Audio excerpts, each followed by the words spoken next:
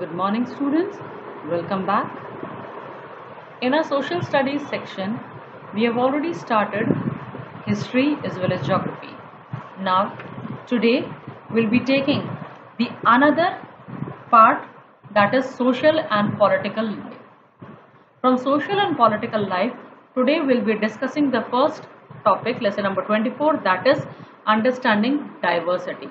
Understanding, समझना, diversity, विभिन्नता. हम लोग इंडिया में रहते हैं. आपने देखा होगा कि इंडिया के अंदर बहुत सारे अलग अलग रिलीजन्स, धर्मों को फॉलो करने वाले हैं, बहुत सारे अलग अलग कल्चर्स को लोग फॉलो करने वाले हैं, बहुत अलग अलग तरह की लैंग्वेजेस, भाषाएं बोलते हैं, अलग अलग तरह के हम लोग फूड या खाना खाते हैं, अलग अलग कॉस्ट्यूम्स या कपड़े पहनते हैं, लेकिन फिर भी हम सारे मिलकर इंडियंस कहलाते हैं, भारतीय कहलाते हैं. Various forms of diversities in our everyday environment. हमारे वातावरण में हम किस तरह की विभिन्नताएं देखते हैं. India is a land of diversities. We find these diversities in all walks of our social life, especially in the areas of family, economic activities, language, caste and religion.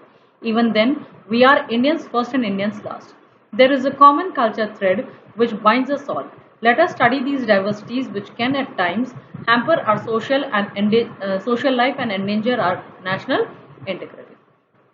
Bharat विविधताओं का देश है, जहाँ पर अलग अलग भाषाएं, अलग अलग कपड़े, अलग अलग धर्म, अलग अलग कास्ट, अलग अलग तरह की इकोनॉमिक एक्टिविटीज और अलग अलग परिवार रहते हैं. फिर भी हम लोग एक धागे में पिरोए हुए व्यक्ति हैं जो एक साथ भारतीय कहलाते हैं, इंडियंस कहलाते हैं. आगे हम इस चैप्टर में पढ़ेंगे कि किस तरह की डाइवर्सिटीज होती हैं जो देश को कभी कभी नुकसान भी पहुंचा सकती है. डाइवर्सिटी इन फैमिली स्ट्रक्चर, किस तरह से परिवार में विभिन्नताएं होती हैं. If we look around, we find two types of families, joint families and single or nuclear families. In a joint family, father, mother, grandfather, grandmother, uncle, aunt, cousins live together under one roof, while in a nuclear family, father and mother live with their unmarried children. Joint family में mummy, पापा, बच्चे, दादा, दादी, चाचा, चाची, बुआ, सारे लोग एक साथ मिलकर रहते हैं. और न्यूक्लियर फैमिलीज में सिर्फ माँ बाप और उनके बच्चे रहते हैं. In our country, the system of joint family has prevailed for a very long time because it has some advantages of its own. हमारे देश में joint family बहुत समय से चलती आ रही है क्योंकि इसके कुछ advantages भी हैं, खूबियां भी हैं. The joint family depends upon consideration, cooperation and shared love, hence it is source of strength. Any unsocial element can disturb a single family or a nuclear family, but it cannot easily touch a joint family. Joint family के अंदर सब लोग आपस में जुड़े होते हैं, एक दूसरे पर विश्वास करते हैं, प्रेम से रहते हैं और एकता और संगठन के साथ में रहते हैं. न्यूक्लियर फैमिलीज में ऐसा नहीं होता है और जो अनसोशल एलिमेंट्स होते हैं, जो गैर सामाजिक तत्व होते हैं, वो जॉइंट फैमिलीज को डिस्टर्ब नहीं करते. In agriculture many hands are required for different jobs like sowing, watering, reaping the crops etcetera. For this reason joint family is most suited. जब खेती करते हैं तो वहां पर अलग अलग कामों के लिए बहुत सारे लोगों की जरूरत होती है और इसके लिए जॉइंट फैमिली सबसे best example. In time of need और death, other members of the family can bring up the children of the parent who are no more. जब जरूरत पड़ती है या किसी की मौत हो जाए तो ऐसे समय में जॉइंट फैमिलीज में जो लोग रहते हैं वो आपस में, जिनके परिवार में किसी की डेथ हुई है, उस परिवार का पालन पोषण आराम से कर सकते हैं. Where both the husband and wife are working, joint family is the best. जहाँ पर मम्मी पापा दोनों काम कर रहे हों, वहाँ पर बच्चों का ध्यान रखने के लिए जॉइंट फैमिली सबसे बेस्ट होती है. No doubt the coin has other two sides too. A joint family has certain demerits. A joint family leads to disagreements and quarrels over the distribution of joint property. So a nuclear family is preferred these days. Joint family में कभी कभी property को लेकर बंटवारे की बात आ जाती है, इसलिए लोग बाग न्यूक्लियर फैमिलीज को आजकल प्रेफर करने लगे हैं. Housing is a great problem for a joint family. It is not so for nuclear और small families. A nuclear family can adjust in small house. Joint family के लिए बड़े घर की जरूरत होती है, छोटी फैमिलीज छोटे घर के अंदर आराम से रह सकती है. In the joint family a person can not take independent decision. his her initiative needs to be approved by the elders, but in nuclear family it is not so. Joint family में यदि हम रहते हैं तो हमें दूसरों की राय की आवश्यकता पड़ती है, लेकिन न्यूक्लियर फैमिली में ऐसा नहीं होता. So we see that joint and nuclear families have merits and demerits of their own, and one can make the choice according to his her need and beliefs. Joint और nuclear families दोनों ही में खूबियां भी हैं तो कुछ मजबूरियां हैं.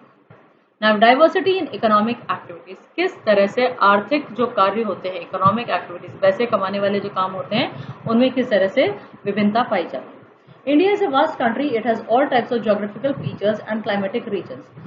All such factors greatly affect the economic activities of the people. They adopt themselves according to the geographical areas in which they live. For example, people living near the sea lead a different life from those living in mountainous areas. Likewise, when man began to lead a community life and led the foundation of villages, his activities were limited to primary activities, main like farming, fishing and hunting.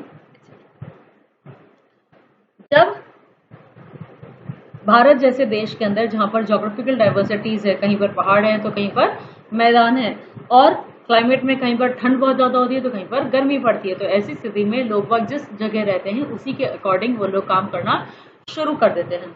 शुरू में जब इंसान ने बसना शुरू किया था तो वो जो काम कर रहा था वो मेनली फार्मिंग, फिशिंग और हंटिंग थे, जो उसकी प्राइमरी एक्टिविटीज के नाम से जाने गए.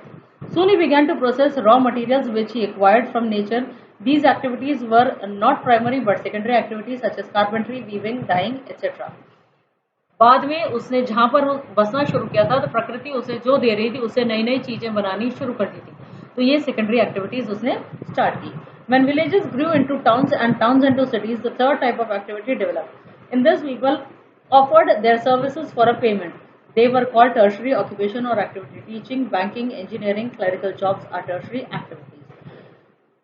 बाद में जब लोग बाग गाँव के अंदर, गाँव से शहर, शहर में बसना उन्होंने शुरू किया, तो पैसा कमाने के लिए जब उन्होंने काम करना शुरू किया तो वो टर्शरी एक्टिविटी कहलाई थी.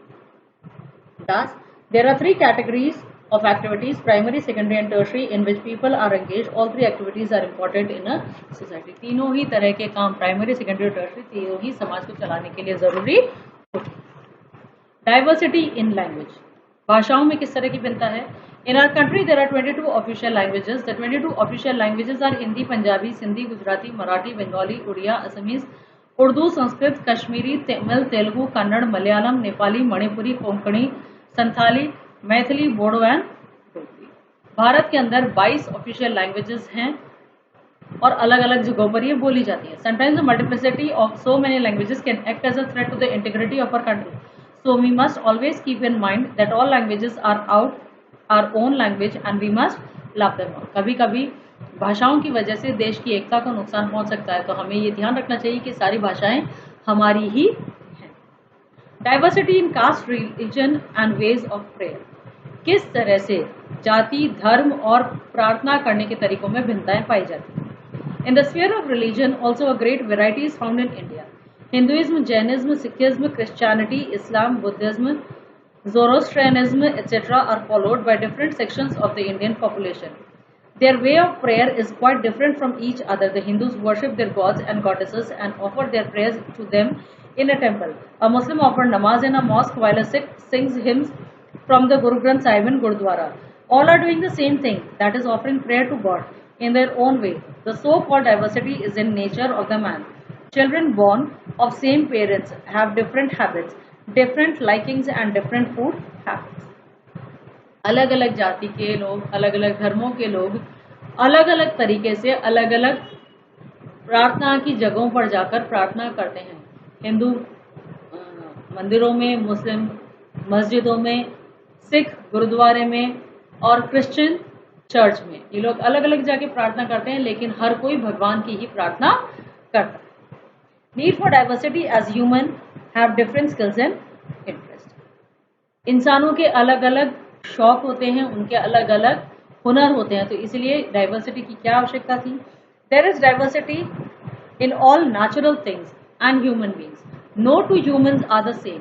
How can we ignore diversity? All the constitutions and especially the Indian Constitution has accepted these diversities and allowed people to follow their own faith and worship God in their own way. Bharat का जो संविधान है, constitution है, उसने हर एक नागरिक को अपने तरीके से अपने काम करने की आज़ादी दी है, अपने गुरु या अपने प्रभु को पूजने की आज़ादी दी है. Different people are proficient in different skills. One can be a good engineer or a good doctor but may not be a good painter. There are lawyers, engineers, doctors, farmers, teachers, professors, technicians, welders, masons, carpenters, ironsmiths, goldsmiths, drivers, producers, shopkeepers, etc. All these people are endowed with or have acquired different skills. अलग अलग लोगों में अलग अलग हुनर हो सकता है. कोई अच्छा पढ़ा सकता है तो कोई अच्छा डॉक्टर हो सकता है, कोई अच्छा कारपेंटर हो सकता है, कोई अच्छा आर्किटेक्ट हो सकता है. इस तरह से हर एक नागरिक को अपने हुनर के हिसाब से, अपने स्किल के हिसाब से काम करने का अधिकार प्राप्त है. People can also have different interests. I enjoy reading books. My brother likes to paint. One is interested in hockey, another can be interested in cricket. Yet another can be interested in swimming, dancing, acting and whatnot. So diversity has its importance and need. It adds to variety and luster in life, but we should not allow these diversities to divide and weaken us. Let us see how we can make these diversities a sign of strength rather than of our weaknesses.